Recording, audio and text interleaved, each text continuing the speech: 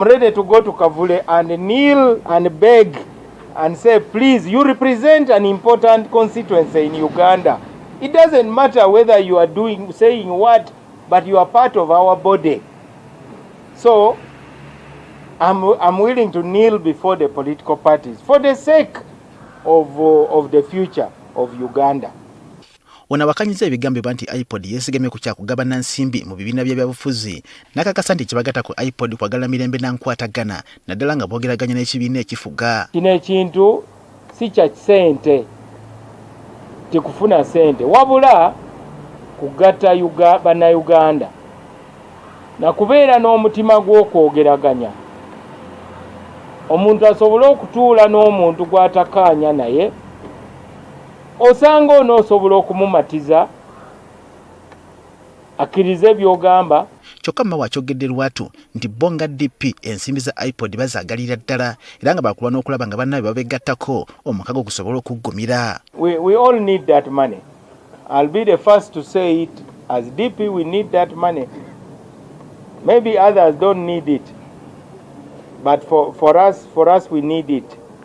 And that's why we will struggle to continue being members of iPod. Abakulira ekibiina ki NUP baze bakyogera lunye nti mpawo kigenda kubasikiriza wadde okubakaka okwegatta ku mukago guno gwa iPod. Bogo balumiriza nti mpawo kalungi kagulimu newankubadde nga gwali guzimbiddwa ku mulamwa ogw'okuteesa emirembe. Sinti tetwagala kuteesa naye ebiseera ebisinga n'okuteesa kuno ekivaamu kye kiriwa.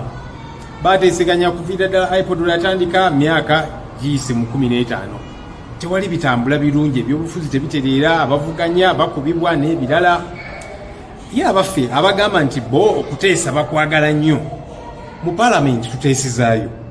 Lwaki ebiteeso bituteekayo tebabiwa kitiibwa? Mu kiseera kino Yes, all right. Awo nyini we tugenda kubanga tutandikira olunaku olwaleero ng'omukwano gwange kulamusizaako nnyo bwe kwekumira ku Yugi Update TV okola kyamaanyi nnyo.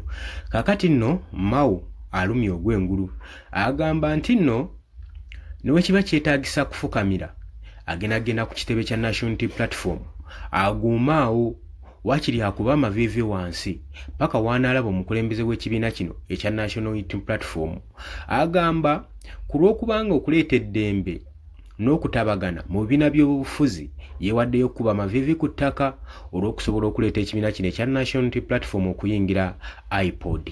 Agamba newankubadde ebigendererwa bya iPod abasinga bapitafuta bulala naddala ebibiina by'obufuzi agamba sofa yakayingiza ebibiina 5 mu iPod. Ekibiina ekimu ekyenkizo ekitannaba kubanga kijoyininga ky'ekibiina kya National Unity Platform. Jukira ab'ekibiina kya National Unity Platform bagamba bo tebagenda kubanga bajoyininga kutuula ku mmeeza y'emu ne Mwami Yoweri Kaguta Museveni kutandika gabana musimbi ng'ebibiina ebirala we bikoze. Tebasobola kutuula na muntu agenda maaso n'okuwamba abantu baabwe abakyunyiza abasibi abamu abase ate nga talina kyabavunaana ate batuule naye ku mmeeza emu nga n'abamu tannabata agambye ekyo kakifuuwe tagenda kubeera ng'akikola. Era yensonga lwaki olaba ng'ekibiina kino ekya National Unity Platform kibadde kitaddewo fundraisation okusonda omusimbi ogenda obbayambako okutambuza campaign ez'omwaka ogwa 2026. Kigambibwa nti no gavumenti yandibanga ku guno omulundi tegenda kubanga ebawa omusimbi oguyinza obbayambako okutambuza campaigns ate nga kiri mu mateeka gavumenti eba erina okuwa ensimbi zino ebibiina by'obufuzi. Kakati Mau agamba nti tebiringa emulowooza nti nno okuyingira iPod tugenda kubanga tusharinga sente za gavumenti. Agamba nti newankubadde tulina ebyo twawukanamu naye eddembe kikulu nnyo n'okutabagana mu bibiina by'obufuzi ku lwa future ya Uganda ennungi. Yagamba nti no lwaba balina okwegatta ebibiina by'obufuzi bayingire ekintu kino basobole okubanga bateeseganya wamu okuzza emirembe okuteekawo ne stability mu ggwanga lyattu Uganda. Ekintu Robert Kyagulanyi Ssentamu kyawakanyiza ddala agamba talina budde bugenda teesa na Nakyemalira abula kyayagala amubuulire.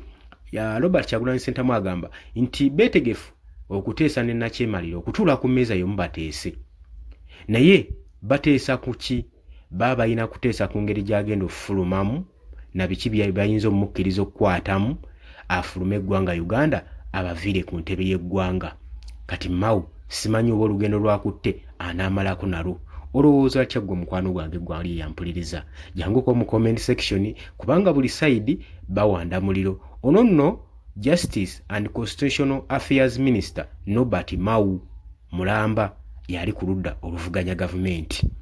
Oli ku Yugi Update TV wadosinzi.